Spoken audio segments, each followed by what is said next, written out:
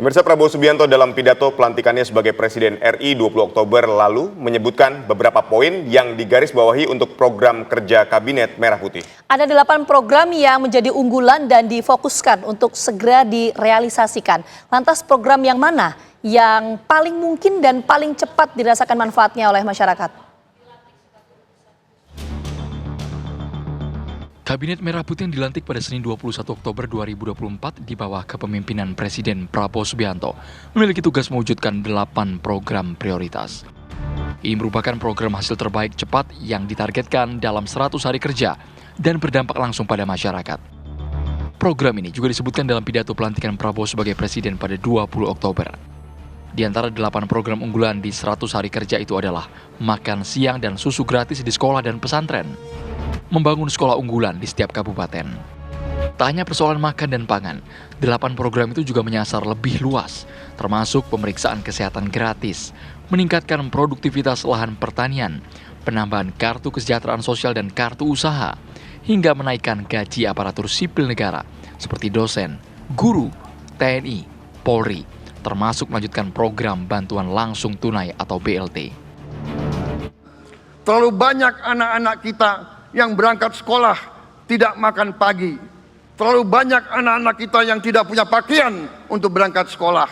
Saudara-saudara sekalian, kita sebagai pemimpin politik, jangan kita terlalu senang melihat angka-angka statistik yang membuat kita terlalu cepat gembira, terlalu cepat puas, padahal kita belum melihat gambaran sepenuhnya. Apakah kita sadar bahwa kemiskinan di Indonesia masih terlalu besar? Apakah kita sadar bahwa rakyat kita dan anak-anak kita banyak yang kurang gizi? Banyak rakyat kita yang tidak dapat pekerjaan yang baik. Banyak sekolah-sekolah kita yang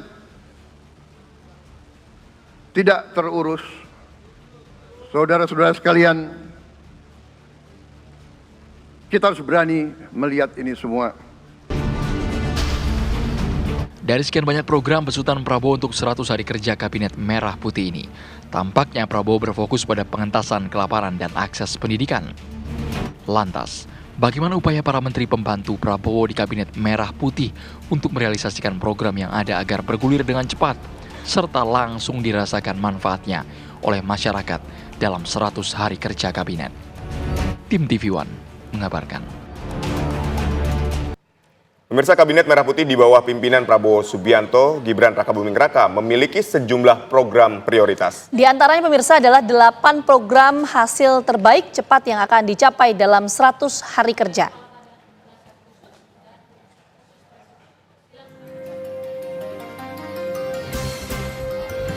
Oke, ini ada 8 program hasil terbaik cepat, ada makan siang dan susu gratis di sekolah dan pesantren, kemudian pemeriksaan kesehatan gratis, Aditya. Ya, meningkatkan produktivitas lahan pertanian, membangun sekolah-sekolah unggul di setiap kabupaten, melanjutkan program kartu kesejahteraan sosial serta kartu usaha.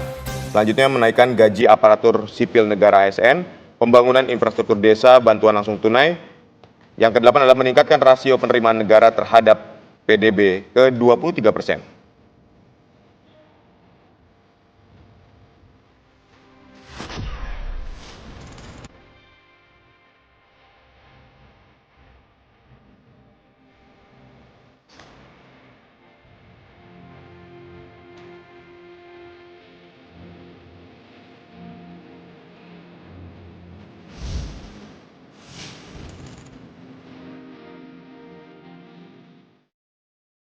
Pemirsa, Presiden Prabowo Subianto memiliki 8 program prioritas yang harus dikerjakan para menterinya dengan cepat. Antara lain, makan siang dan susu gratis di sekolah dan pesantren, pemeriksaan kesehatan gratis, meningkatkan produktivitas lahan pertanian, membangun sekolah unggulan di setiap kabupaten, program kartu kesejahteraan sosial dan kartu usaha, menaikkan gaji aparatur sipil negara, hingga program bantuan langsung tunai.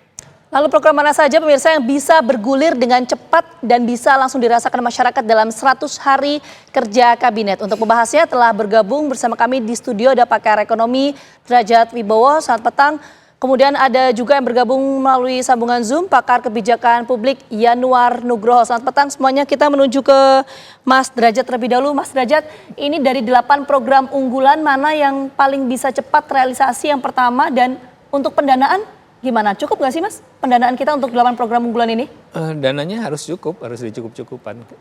Yang pertama jelas makan bergizi, itu akan dimulai segera pada 1 Januari 2025. Mungkin kalau di APBN 2024 masih ada sisa anggaran ya, SAL, itu mungkin bisa dilakukan. Tapi rasanya karena sekarang sedang menyusun personelnya, membangun infrastrukturnya ke daerah, itu mungkin perlu waktu dikit ya. Yang kedua yang bisa cepat dilakukan itu bantuan sosial, bantuan langsung tunai, kartu-kartu. Dan itu sangat dibutuhkan masyarakat sekarang karena kita tahu kelas menengah kita kan drop sampai 9 juta ya. Kemudian angka setengah menganggur itu bertambah 2,41 juta orang, tambahannya loh ini. Betul.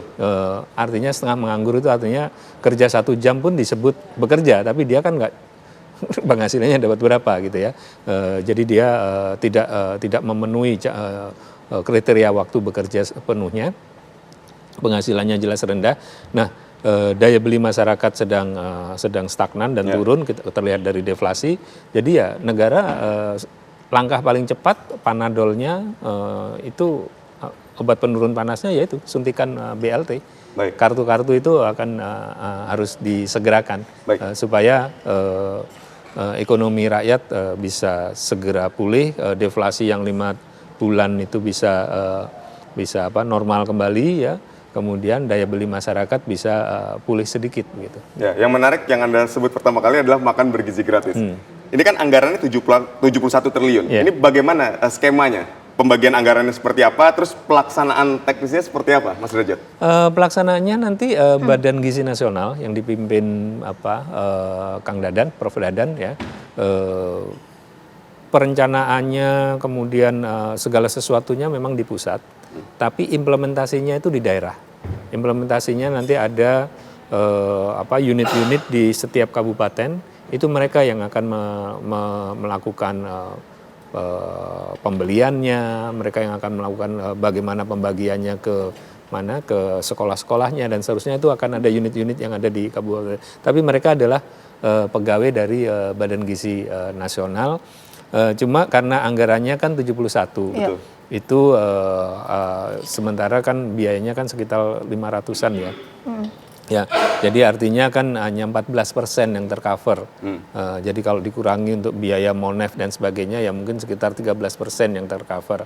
Jadi ya terpaksa diprioritaskan dulu di daerah 3T ya, tertinggal, terluar, kemudian mungkin yang termiskin ya, diprioritaskan ke sana. Oke, kita menuju ke Mas Yanuar. Kalau Mas Yanuar dari 8 program unggulan ini, apakah juga sama dengan Mas Derajat tadi bahwa makan siang gratis ini akan cepat realisasi dalam waktu dekat ini?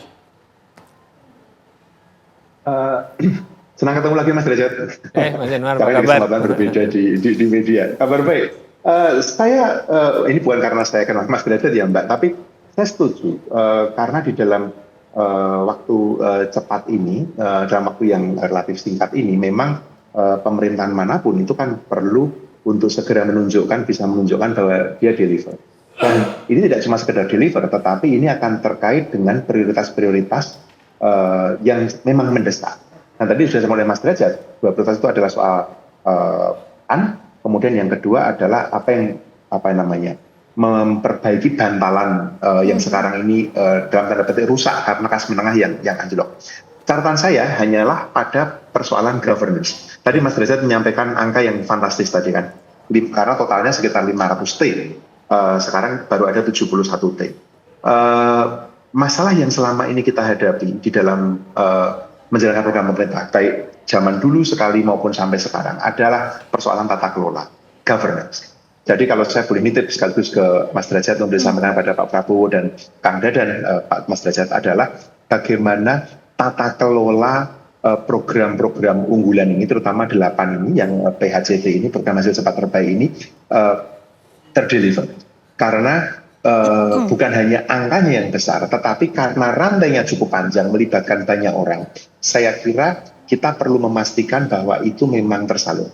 Karena nature-nya ini cukup berbeda dibandingkan misalnya dulu dengan BPNT, bantuan pangan non tunai misalnya, atau bagaimana kartu prakerja misalnya, yang sifatnya non tunai, sifatnya kemudian penerimanya dipadankan datanya dengan DTKS dan lain-lain. Nah, karena sifatnya yang cukup berbeda ini, saya sangat mengharapkan persoalan tata kelola ini menjadi perhatian pemerintah juga, Mas Derajat. Saya kira catatan saya itu, Mbak. Tapi kalau soal fokusnya kemana, saya setuju dalam waktu cepat memang ini, tetapi dalam waktu yang lebih panjang, saya justru ingin melihat seperti tadi yang disampaikan tadi, misalnya kartu-kartu usaha itu penting. Karena itu akan membantu memperkuat basis ekonomi kelas menengah yang sekarang runtuh gitu. Yang sekarang ternyata kita kehilangan 8,5 bahkan sampai 10 juta. Tadi Pak Derajat tadi, Mas Derajat tadi cukup konvensional menyebut angka 9, tapi datanya kan 8,5 sampai 10 juta orang malah kelas menengah yang hilang. Kemudian, nah itu perlu dibangun lagi. Bantalan ini perlu disiapkan lagi. Saya melihatnya begitu. Baik, Mas Derajat, tapi kalau kita lihat ini kan 8 program prioritas ini butuh dana yang luar biasa besar. Ditambah kita juga dihadapkan pada hutang Indonesia yang juga besar. Nah, Anda melihatnya seperti apa? Apakah ini dalam 100 hari bisa diwujudkan? Enggak, kalau 100 hari itu kan beberapa saja. Baik. Ya, seperti misalkan target penerimaan 23% itu kan nggak mungkin 100 hari. Betul. Malah mungkin itu perlu 4 tahun, 5 tahun Mas Adit ya. Baik. Sebagian akan dilaksanakan, kan ini kan 100 hari itu kan berarti yang sekitar berapa, 60 hari itu adalah di APBN 2024. Betul. Yang 40 hari baru di APBN 2025. Nah, jadi akan tergantung pada bagaimana realisasi APBN 2024 ini sekarang. Ya. Kemudian untuk yang berikutnya, memang ruang fiskal kita memang nggak terlalu besar, karena kita itu harus membayar sekitar 1.353 triliun untuk utang. Itu memakan 45% dari pendapatan negara.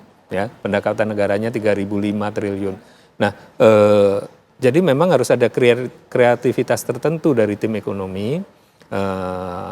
Tidak bisa lagi business as usual. Ya, tidak bisa lagi, maaf, hanya menerbitkan SBN saja. Karena kalau hanya menerbitkan surat utang saja, nanti ujungnya akan meledak melebihi dari 600 triliun yang ditargetkan. Karena hitung-hitungan saya, kalau kita ingin mengejar pertumbuhan 8%, itu tahun 2025 itu pertumbuhan minimal harus digenjot ke 5,9%, itu kita kurang 300 triliun di APBN. Jadi kasarnya tim ekonomi ini memang nggak bisa business as usual, ngejar pajak juga nggak bisa business as usual, jangan hanya ngejar yang di kebun binatang saja, harus ada kreativitas tertentu. Nah, soal governance yang disampaikan Mas Yunor itu saya sepakat sekali, dan itu sudah disiapkan oleh Presiden Prabowo.